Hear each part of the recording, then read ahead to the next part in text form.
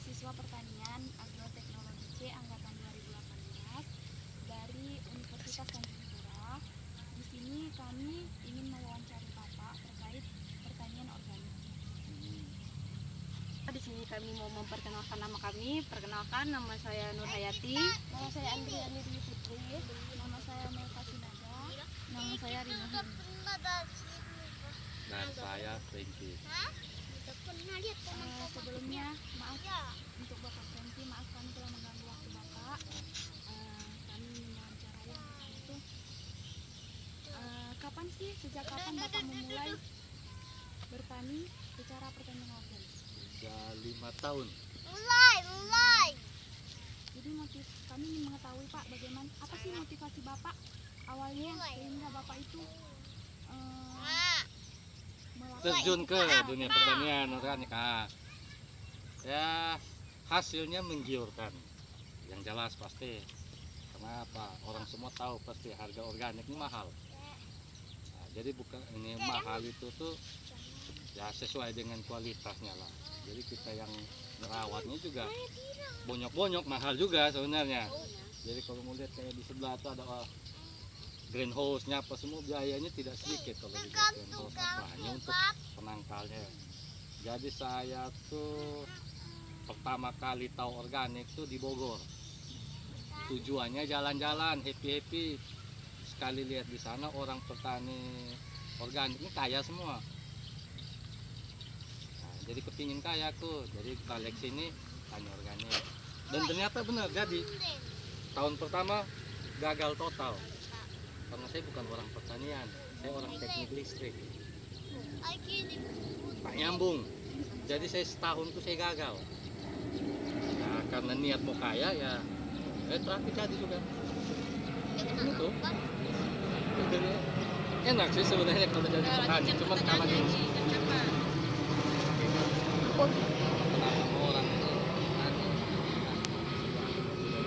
Kenapa orang itu kemudian lahan Bapak nih seluruhnya yang Bapak punya berapa lah luasnya?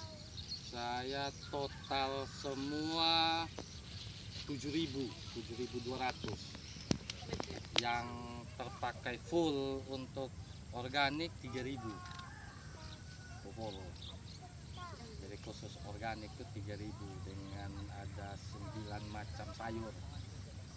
Mulai dari sayur daun, sayur buah termasuk cabai, terong, timun, sawi, kangkung, itu sesuai permintaan. Kadang banyak model ini kita ribet juga karena banyak hama, banyak penyakit. Ya tantangan beratnya di situ. Kalau petani lain kan satu lahan satu macam, paling banyak 2 macam dengan jenis yang sama, jadi hamanya sama. Kalau aku bablas semua, jadi ribet. Nah, tantangannya untuk kita bikin inseknya kayak apa, funginya kayak apa ya, cari. Jadi tanaman yang kita bikin sebagai fungisida dan inseksida itu tanaman yang mengandung antioksidan. Jadi yang kalian tahu tanaman apa yang antioksidan, nah itu bisa dipakai untuk insek. Bagaimana sih cara Bapak merawat tanaman, semua tanaman, baik dalam pemberian pupuk, nutrisi atau pestisida Pak? Nah, kalau untuk rawatnya kembali pertama tuh dari tanah. Intinya tuh tanah harus sehat. Kalau tempat yang kamu tinggal kalau berpenyakit, sekuat apapun kamu tetap kena penyakit. Nah, jadi intinya tanah. Jadi tanah tuh diolah benar-benar. Jadi komposnya harus jadi kompos benar-benar. Kalau komposnya tidak matang benar, dia masih banyak patogen, masih banyak bakteri. Nah, itu kamu tanam biar kuat kayak apapun tetap dia kena. Jadi intinya tuh bahan tanahnya tuh itu harus sehat. Kalau itu udah sebenarnya gampang, tapi kalau tanahnya tidak sehat ya susah juga kita rawat sejak tanam sampai panen, rawat terus itu ribet. Nah, tapi kalau tanahnya sehat kita rawat terus tapi ringan, paling cuman lihat waktu dia gejala, oh daunnya seperti ini, oh dia penyakitnya ini, oh dia daunnya seperti ini, penyakitnya gini. Jadi tidak asal ngobatin, Masa sakit perut minumnya obat sakit kepala? Nah itu kan, nah, kayak gitu. Jadi lihat tanaman. Nah kalau untuk ini obat insek atau fungisidanya alami, dia kebanyakan itu tuh dia pukul rata semua penyakit dihajar dia. Nah terus semua hama dihajar dia. Jadi hanya kita rutin pemakaiannya tuh 2 hari 3 hari sekali. Nah kesannya seperti overdosis. Kok banyak bener pakai. Nah itu kelebihannya organik di situ. Mau tiap hari pagi siang malam tak masalah. Malah di dalam insek atau fungi dia mengandung pupuk juga. Nah itu kelebihannya organik. Nah, kita kan buat dari daun-daun, dari daun pepaya, mengkudu, bawang, itu tuh dia insek tapi plus pupuk. Nah itu kemenangan kita di situ. Jadi sekali semprot 3-4 kali dia. Jadi hasilnya sih senyum-senyum, yang penting mau rajin. Jadi tanah harus sehat. Dalam pupuk organik itu kan ada salah satunya bukan Pak, bahan Bukan tuh apa? pupuk Pupuk kandang. kandang. Jadi selain Oh. pupuk kandang, bahan apa lagi yang Bapak campurkan dalam pupuk organik tersebut, dan cara pemberiannya tuh bagaimana Pak? Oh banyak. Pupuk organik nih sangat banyak. Rumput pun pupuk organik. Iya. Jadi yang ada di alam itu semua organik pasti, hanya tinggal kita mengolah. Jadi ada pupuk daun, pupuk buah, jadi dari buah-buah limbah pasar. Nah itu biasanya tuh kita dikasih gratis. Nah, terus dari kelapa, pisang ini ada, makanya kenapa di batas tanah tuh ada aku tanam pisang. Bukan saya cari buahnya, nggak ada untung. Setahun cuma 2 kali, harganya murah. Yang saya ambil tuh batangnya, karena dia tuh kandungan kaliumnya tinggi. Nah itu yang dibuat pupuk. Jadi ada, nanti kita ke sana lihat ada hasil rendamannya. Terus sama ikan. Nah ikan itu kan protein tinggi. Nah itu pun untuk tanaman pun sangat bagus. Jadi apa yang manusia makan, tanaman pun makan, dan dia makhluk hidup. Jadi sama, hasilnya luar biasa bagus tuh. Jadi kalau saya lebih banyak sih pakai pupuk ikan untuk tanaman buah, tapi kalau untuk tanaman sayur saya lebih ke pupuk kandang, soalnya dia umur pendek. Nah kalau ini yang umur panjang nih, saya pakai tuh rendaman ikan sama pisang, batang pisang dengan air kelapa, udah yang kandungan kalium tinggi, karena kita buah nih butuh kalium tinggi. Nah untuk tanah, nah kita butuh kalsium, karena kita di sini lahan gambut nih, Iya, tantangan kalsium. itu paling berat. Nah jadi kepala kita tadi kalsium. Kadang ada yang tanya, Pak, dolomit kan kimia. Yang bilang dolomit itu kimia siapa? Kapus Pertanian tuh. Nah terus dia juga tidak bisa dibilang organik, tidak bisa dibilang kimia. Dia itu kan bebatuan alam. Nah, kayak gitu, jadi kita ini bingung. Itu dolomit yang sering mereka bilang kapur pertanian, itu tuh bahan bakunya dari alam. Jadi itu tuh mau bilang organik iya, mau bilang kimia iya, karena di dalam dia mengandung bahan-bahan kimia, tapi dia alami. Jadi nah kimia versi yang dimaksud non organik itu adalah bahan sintetik. Nah kayak gitu. Jadi kalau dolomit atau kapur pertanian bukan kimia. Semua bahan yang saya pakai pestisida itu mengandung kimia, tapi kimia organik, kimia alami. Nah itu beda dengan sintetik, kimia buatan. Nah itu bedanya di situ. Nah selesai. Dari semuanya kan kami udah tahu nih. Jadi selama dalam Bapak melangsungkan pertanian organik ini, kendala apa saja sih yang udah Bapak alami selama 5 tahun menjalankan? Kendalanya tuh musim Pontianak tidak jelas. Tuh kami petani organik berat. Kita udah tahu ini dia masuknya mau musim panas, mau musim kemarau, kita udah persiapan mau tanaman apa yang cocok. Ternyata dia hujan terus. Kayak gitu. Jadi kendala sebenarnya musim, karena musimnya menentukan hama dan penyakit. Jadi kalau kayak hama tuh dia di musim kemarau, penyakit di musim hujan. Nah yang bikin gagal nih ya mereka nih musim penyakit nih. Kalau hama saja kan kayak nyamuk semprot hilang, kayak gitu kan mati. Tapi jamur enggak. Semakin hujan dia semakin tumbuh. Asam semakin naik dia semakin jadi.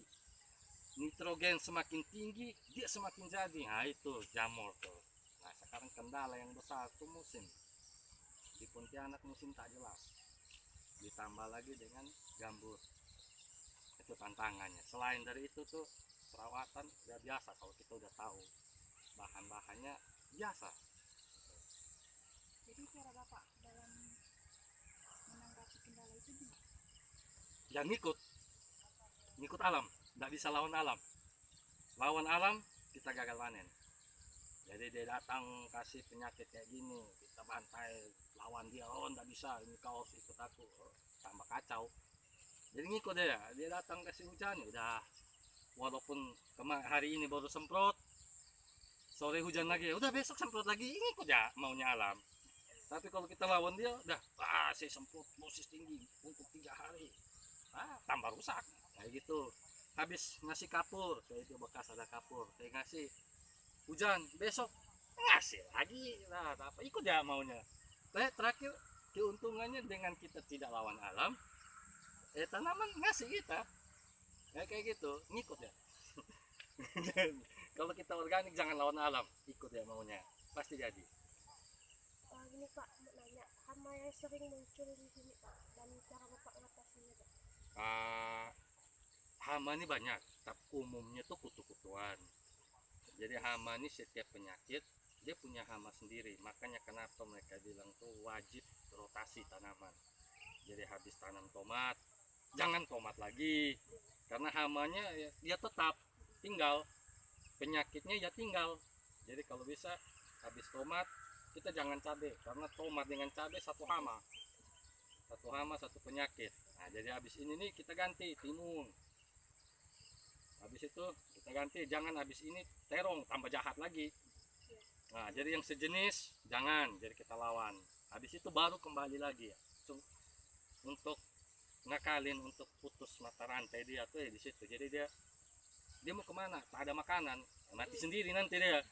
Nah kayak gitu, hanya cuman bisa ngakalin kayak gitu. Nah kalau beda dengan kawan-kawan kita yang kimia nih, mereka tuh kan sawi terus penyakit yang sama tetap muncul, ini hama yang sama terus. Jadi mereka tuh bahannya itu terakhir jadi kebal. Makanya kalian makan sayur di pasar yang pahit-pahit itu tuh obat semua. Tapi jangan salahkan petani, karena kalian sendiri maunya kan sayurnya mulus. Namanya organik mulus, ini kimia yang mulus berarti obatnya kuat. Tapi kalau sayurnya bolong-bolong walaupun dia kimia, dosisnya dosis rendah, masih aman. Jadi yang mau siapa? Kalian sendiri kan? Jelek nih Pak, bolong-bolong, tak laku, kami tak suka, mau yang mulus. Nah itu mulus ya terima resiko sendiri. itu kalau yang di kimia kawan-kawan di sebelah kayak gitu, karena mereka tidak ada rotasi tanaman, resiko terakhir agak kebal mereka tuh, penyakit hamanya tuh kebal karena udah obat yang sama gitu. Nah, kalau kita di organik rolling, jadi semua tanaman saya tanam tapi rolling muter, jadi pengalaman tambah banyak lah. Jadi semua tanaman saya tanam. Nah selama 5 tahun tuh semua sudah saya tanam, karena tuntutan alam yang bikin saya harus rubah. Saya bisa ikut, tapi ya syukurlah dia menjanjikan. Omset dalam satu kali Satu musim tanam. ya satu Nah, musim tanam. kalau omsetnya tuh kalau kita di organik harganya tuh tetap. Nah keuntungannya tuh di situ. Kalau harga kimia dia ikut pasar naik turun, ikut musim naik turun. Tapi kalau untuk di organik satu harga, jadi dia tidak kenal bilang musim hancur, musim hujan, tidak kenal, satu harga. Nah kalau dia tuh per kilo diambil itu tuh 15 sampai 20 ribu tergantung jenis tanaman. Nah kalau untuk tomatnya aku ini diambil 17.000 sekilo harga kebun. Nah kalau untuk yang 3.000 pohon ini diperkirakan, soalnya ini baru baru petik yang ketiga, ini sudah 420 kilo. Jadi diperkirakan tuh per pokok saja ambil rata-rata 3 kilo, berarti dikali 3.000 pohon berarti 9.000, jadi dapatnya itu 9 ton. Nah, kalau 9 ton dikali 17.000, ya kira-kira ya bisa lah dapat satu motor lah. Kayak itu tuh keuntungannya. Tapi ya dengan biaya perawatan, biaya apa semua juga cukup tinggi untuk organik ya. Tapi kalau bilang total murni sangat besar. Ini kan Pak, pertanian organik kan merupakan pertanian yang ramah lingkungan ini. Nah, kami lihat nih di sekeliling kebun Bapak ini kan masih memakai pupuk kimia nih. Bapak ada misi atau visi gitu buat mengajak mereka untuk melakukan pertanian organik lagi? Ada. Sudah dalam 3 tahun sudah saya ajak, sudah jelasin dengan hasilnya yang boleh dikatakan ya mengiurkan ya. Tapi karena mereka sudah hidup nyaman, mereka tidak mau berubah. Itu. Jadi dia merasa bahwa kita kimia udah begini, ini aja jual. Jadi bahasa yang mereka pangang begini, jual murah aja ribet, gimana kita mau jual yang mahal? Alasan mereka gitu. Jadi saya bilang gini, kalau kamu cuman berkenalan dengan orang Siantan, kamu akan jadi orang Siantan terus. Kalau kamu berkenalan dengan orang pencuri, kamu jadi pencuri terus, tidak akan berkembang. Kamu tidak tahu bahwa di luar sana, di kota Pontianak, di mana saja orang kaya banyak, orang yang mau hidup sehat banyak, cuman kamu tidak kenal, karena kamu cuma kenal di sini saja. Nah, jadi agak payah untuk ajak mereka, kan wawasan mereka lain dan cara kerja mereka pun tidak berubah. Zaman sudah canggih, barang di toko pertanian yang untuk modern, untuk ini sudah banyak, tapi mereka itu tidak paham. Mereka masih pakai cara yang kata bapak, kata kakek, ya cuma ini jadi agak payah kayak gitu. Tapi ada beberapa, ada kawan dua yang di sebelah sudah ngikut dia, tapi dia masih kimia. Jadi dia sudah mulai terapkan gaya semi. Hasilnya ya sudah berubah, yang sering kena bercak terus sudah mulai berubah. Nah, itu saya cuma alasan saja kan, bilang penyakit itu udah kebal. Saatnya kalau kamu berubah, ada dia bisa berubah. Cuman itu, tapi kalau untuk ngajak yang tetangga kiri kanan, jawabannya agak ribet juga. Jual murah aja susah, apalagi jual mahal kayak gitu. Jadi kita payah ngomong lah.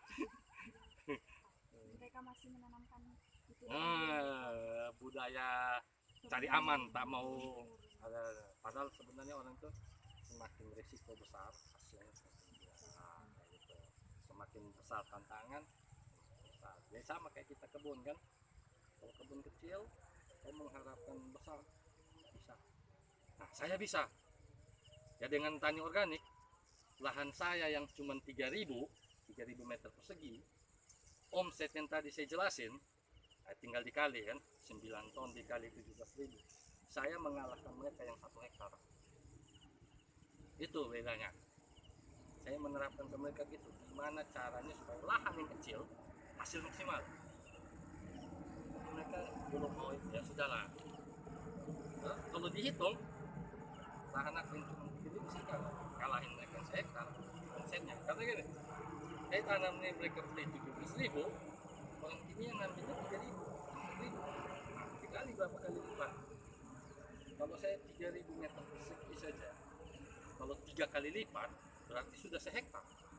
Apalagi kalau saya harganya 5 kali lipat, berarti 1,5 hektar. Hasil aku tuh sama dengan mereka 1,5 hektar. Nah, itu keuntungannya tuh di situ. Nah, kalau saya yang 3.000 saja karyawan cuma 1, hematnya berapa dibanding mereka yang sudah 1,5 hektar, karyawannya berapa banyak, biaya keluar. Nah, tapi ya itulah, nah, beda. Jadi pernah saya ngajak biar kita tuh sukses rame-rame, tapi agak payah, susah. begitulah suka dukanya. Jadi ya di Sungai Selamat kalau kamu keliling mungkin saya sendiri yang organik. Tanya semua pasti saya sendiri yang organik. Di kota tanya pasti tidak yang ada hidroponik. Nah, jangan salah, hidroponik bukan organik. Petani organik tidak mau samakan hidroponik dibilang organik, tidak mau. Iya, yang kami tahu tuh air tuh bukan unsur hara, air itu mineral. Pak, mungkin sekian wawancara kami, tapi saya ingin Pak, ini kan pertanian organik nih. Saya ingin motivasi dari Bapak bagaimana gitu supaya kami ini kan nantinya setelah menyelesaikan kuliah kami ingin kayak melakukan pertanian begini gitu. Ya berharap kalau kalian tak gengsi, soalnya ini mati gaya. Kalau petani itu pasti mati gaya karena identik dengan jorok kotor kan. Yang kerja tuh dengan kalian kuliah punya sarjana wawasan tinggi kan bukan kalian yang kerja, yang kerja kan ada pekerjaannya kayak gitu. Hasil yang kalian sekolah itu diterapkan. Tapi kalau kamu sekolahnya pertanian tapi cuman menghitung daun, nggak usah sekolah. Kamu temukanlah obat apa yang bisa untuk ya kita ini besar gimana kayak gitu. Tapi kalau bilang kaliannya mau jadi petani sukses, nah ilmu itu yang diterapkan. Kalau yang orang-orang tua kan mereka bukan terapkan ilmu, terapkan pengalaman, kebiasaan. Nah, terus kadang anak muda datang, Pak harus begini yang saya sekolah, kau tahu apa? Bapak sudah lewat duluan. Nah, kadang kayak gitu. Nah, jadi kalian yang buktikan sebenarnya tani itu makmur loh kalau kalian mau tekuni benar-benar. Karena gini, karena kita kalah gengsi, jadi dibilangnya enggak. Selama manusia ini hidup, dia butuh makan. Tapi manusia hidup dia tidak tergantung dengan handphone pun enggak masalah, dia tetap hidup. Tapi kalau dia enggak makan dia mati. Ini tidak kalah zaman sebenarnya, sampai kiamat pertanian tidak kalah zaman.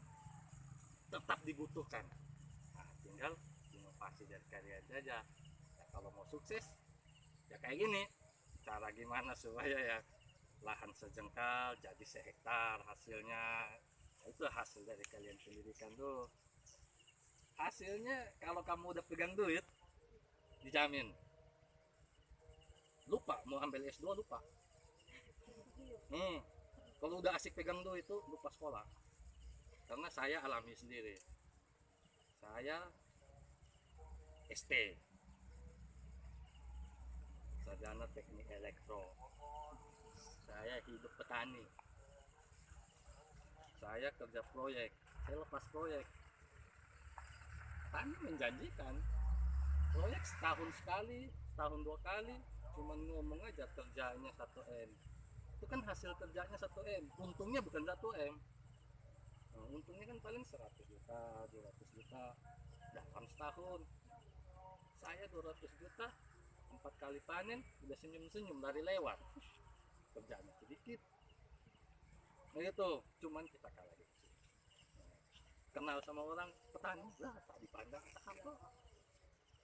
Duit aku kan baunya sama. Ya, jadi kalian kayak gitu. Nggak usah gengsi-gengsian, nggak usah malu. Yang penting hasilnya maksimal. Hasil kalian sekolah tuh maksimal. Jadi ya kalau kalian di kampus cuman daun tomat 6 daun baru pindah, nah, percuma. Itu pun nggak usah kuliah. Itu. Tapi kalau kalian bilang daun tomat menghasilkan ini, dia bisa membuat ini, ah itu baru buah tomat bisa diekstrak jadi ini jadinya. Kalau kamu tanam tomat, kalau memang kalau jual saja 17.000, cara gimana saya bisa 70.000? Ya, jangan dijual, diolah lagi baru dijual, harganya 2 kali lipat. Diolah lagi mungkin jadi saus ke, jadi itu yang caranya. Jadi ya mudah-mudah kalian ini yang berharap ya, makanya pemerintah terapkan UKM apa segala macam itu untuk kalian tuh seperti itu. Jadi tidak tergantung hal sepele dari luar biasa. Sip. Oh, dah. Oke, Pak, sekian. Kami berterima kasih sama Bapak untuk waktu Bapak yang sudah kami. Udah sampai rumah tadi udah terbenam tuh. Makasih ya, Pak. Sama-sama. Dah. Dari kami, kurang lebihnya kami mohon maaf. Wassalamualaikum warahmatullahi wabarakatuh.